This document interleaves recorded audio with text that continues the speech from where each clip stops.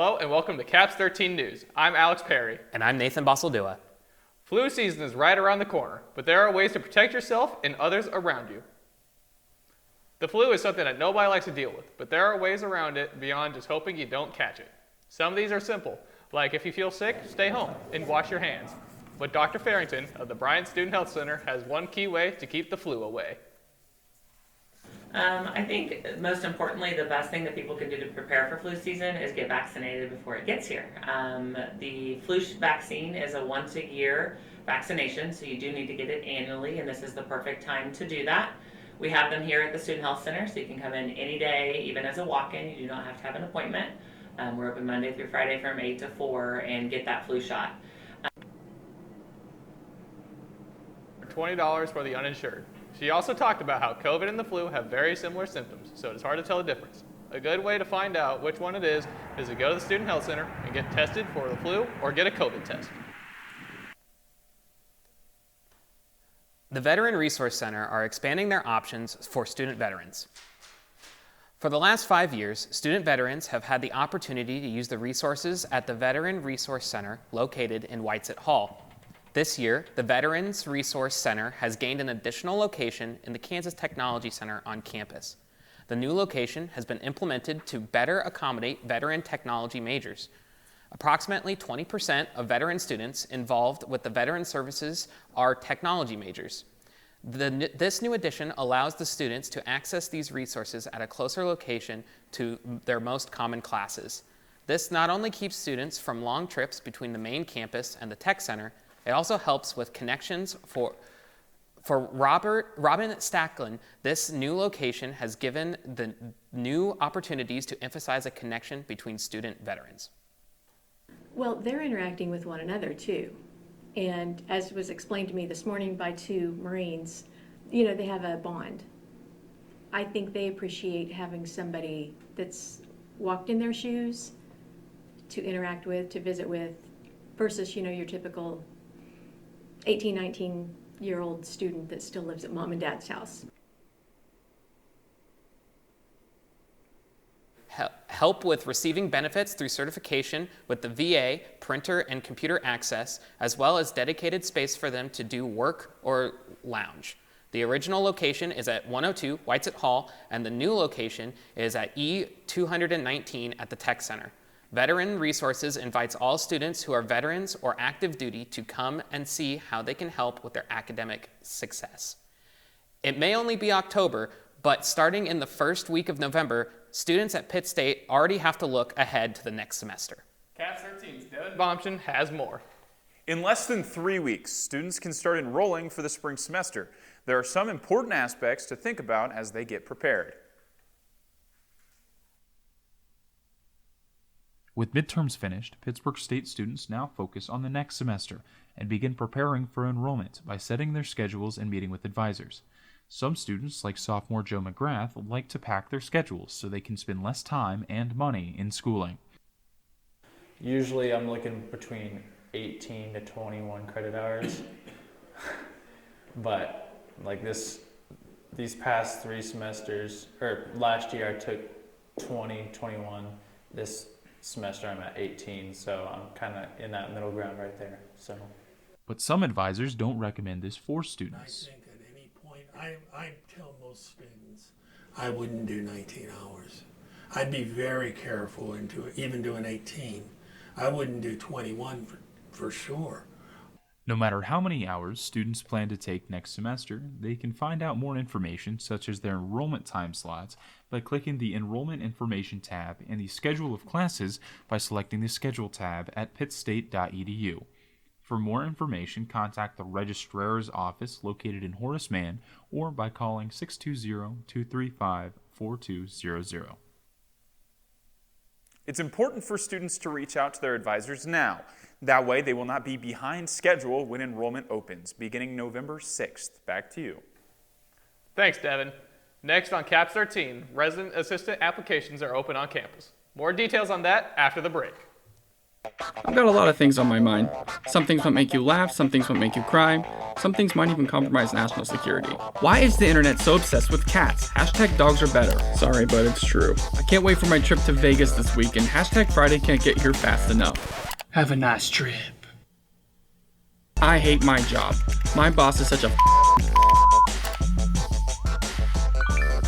Oh, crap.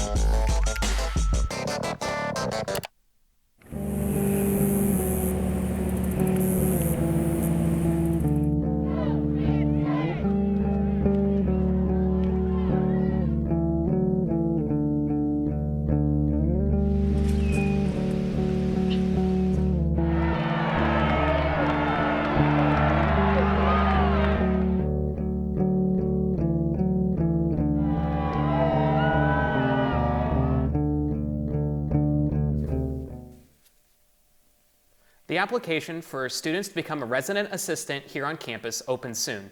I took a deeper look into what the housing office's plan is to find their staff for the 2023-2024 school year. PSU's Office of Career Services offers many different forms of aid to students in search of job opportunities. One of these is the University Career Fair held every semester. For these events, Resident campus-wide staff of over 40, the University Housing Office is looking ahead into what next year's staff will look like. Current and lead resident assistant in Trout and Bowen Hall, Ben Martin, tells us a little bit about the life of a resident assistant. Yeah, so obviously every RA has an office in whichever building they're put into. So there are office duties once every week or two. And then other than that, it's really just helping out residents with whatever might come up and whatever they ask you, which can be a lot, but it's always fun because it's never the same thing each week. The job provides much more than just giving to the residents in the community. The resident assistant position provides many opportunities to work on skills such as leadership, time management, event planning, and some crisis management situations that involve critical thinking. All of these skills are things students can take with them as they graduate and move on to their first jobs in the workforce. University Housing's area coordinator, Chris Hawk, tells us the importance of having new resident assistants each year. While it's really good for building transferable skills and things like that, once you do it for a couple of years, you have most of those skills down. There's only so much change that can happen in the position from one year to the next. And while some things can be a little bit different, again, there's only so much. And so it's really important to bring in a new, fresh set of eyes, fresh new ideas, fresh new students, because our first years tend to have a higher amount of energy than our second years, but our second years have a better idea of what's going on and what they're doing. They sort of have the motions down. The RI application opens November 1st and closes on February 10th. This allows students to take a look at the application over the winter break to decide if this is something that they would like to do. The interview process will then take place in the later part of February during the weekdays. Pittsburg State's University Fall Career Fair was held on Wednesday the 19th. Caps 13's Bo McDowell joins us now with more. This is a big event for students and local employers every semester. I had the chance to see what the career fair entails and how students can benefit from it. PSU's Office of Career Services offers many different forms of aid to students in search of job opportunities. One of these is the University Career Fair held every semester. For these events, Career Services transforms the Overman Student Center into a hall full of booths and tables for businesses to display on. It's a great opportunity for students to just get connected with employers, get them connected for long-term relationships when it comes to finding those internships and full-time positions. Gives them experience just to talk with those employers and just really build their resumes.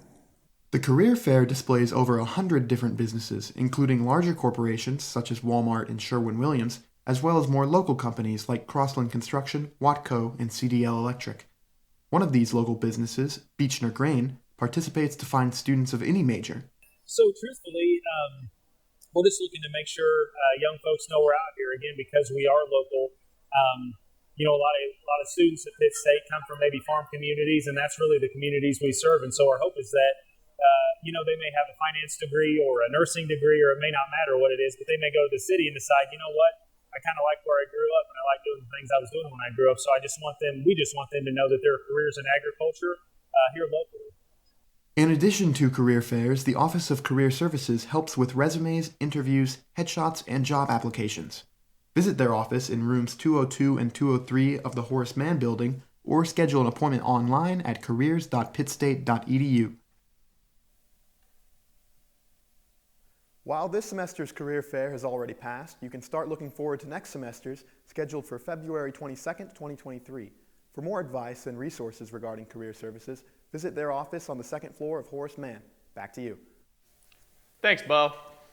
Raft races have been postponed several times this week due to the cold. Get the latest details on the event after the break on Caps 13.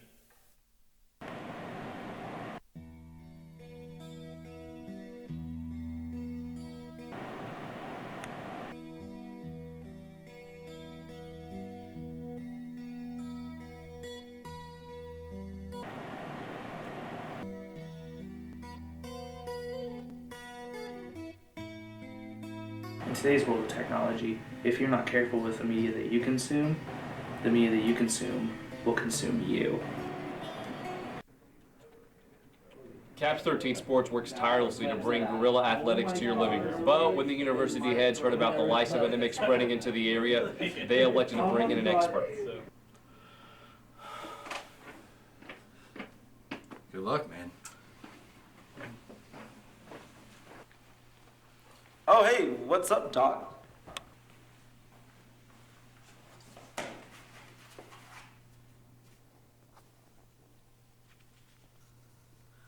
Is everything okay?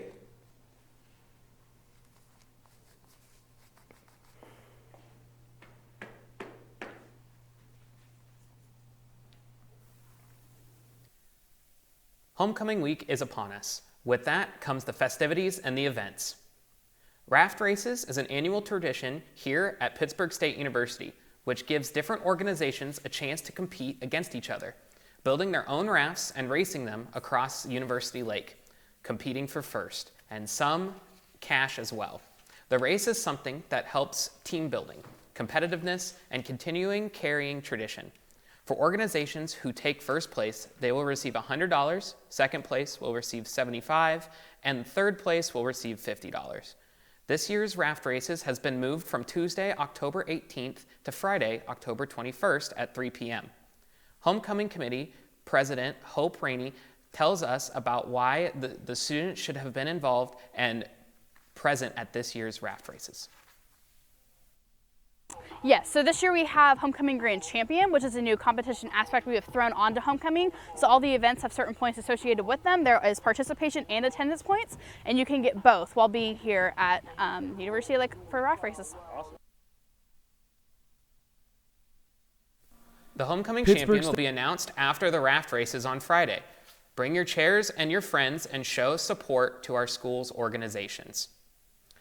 One Pittsburg State committee is getting ready for their annual festival. Caps 13 reporter Dylan Toll has more info. Dylan? Pittsburg State University's International Students Committee is getting ready for their annual Pitt Pals Fiesta. This event includes tons of fun fall activities for all Pitt State's international students, including pumpkin carving, s'mores making, and hot dog roasting. Pittsburg State is warming up for its 14th annual Fall Fiesta hosted by the Pitt State International Program. This event is a highlight for many international students as it allows them to experience the culture here in the United States, for some for the first time. I asked Brenda Hawkins, program coordinator, what exactly this event means for the students. Our Fall Fiesta is targeted at international students that have never experienced Halloween or fall in the United States.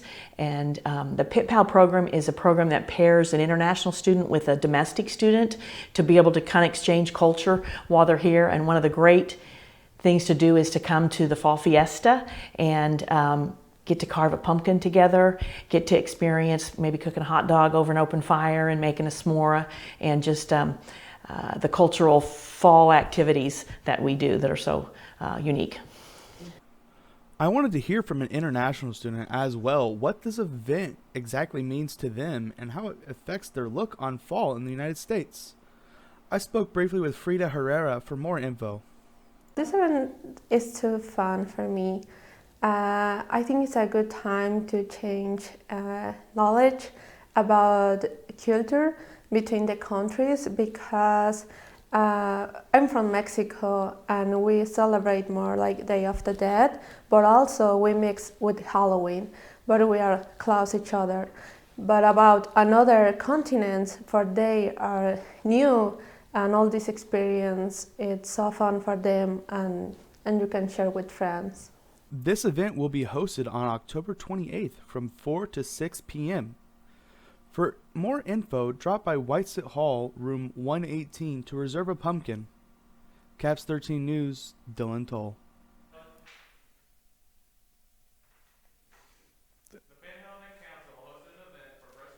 This month, learn how they hope to help the community next on Caps 13. So you good, man? Yeah, I'm good. All right, this is all you. Tune into Caps 13. There is literally something for everyone to watch. TV, movies, sports, news. It's all guerrilla-made content. The students have spent hundreds of hours preparing it just for you. The least you can do is tune into channel 13 on your TVs. Caps 13. That's all I want to say, I think. Sounds good, man. That sound good? Yep, I like that. That was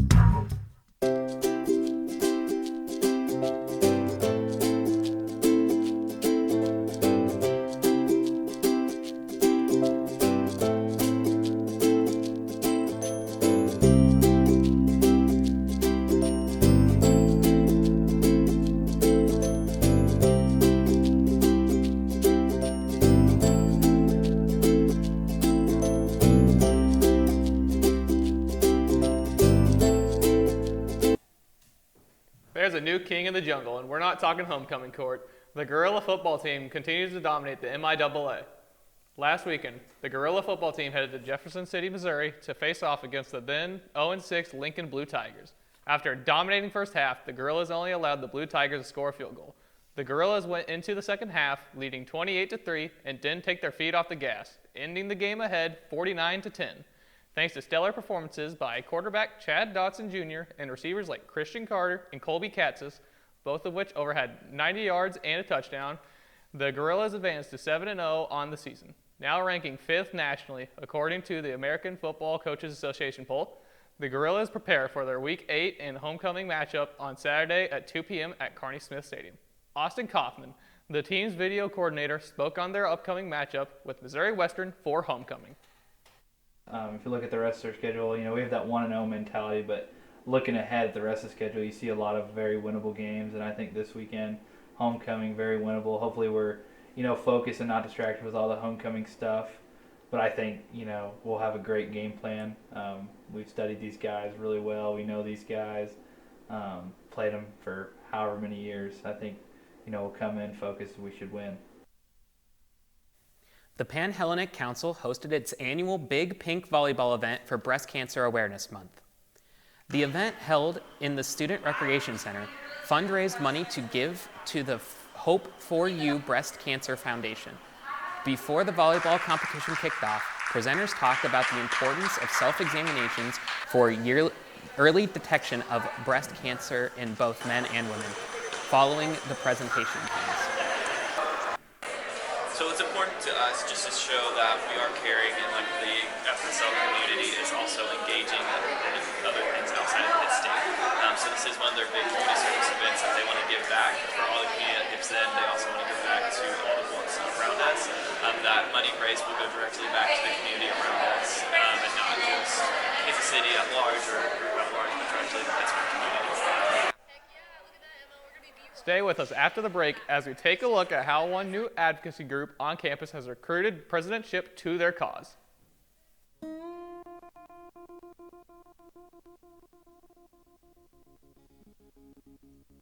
According to the Society for the Prevention of Cruelty to Animals, there are nearly 6.2 million sheltered dogs, cats, and other assorted pets in and out of shelters each year.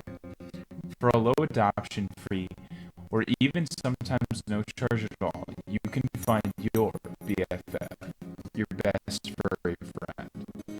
Well, you could go to your local chain pet shop and spend hundreds to thousands on your dream breeder mix. You could unknowingly be mass breeding operations that lead to premature death or lifelong conditions for the pets.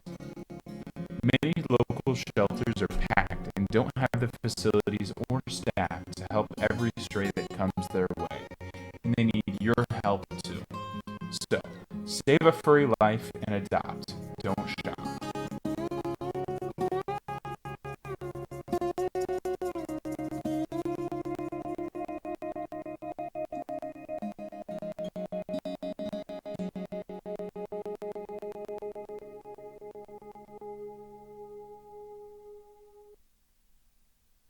The month of October is a time to raise awareness and show support for those impacted by breast cancer. CAPS 13's Leslie Bocanegra joins us now with more.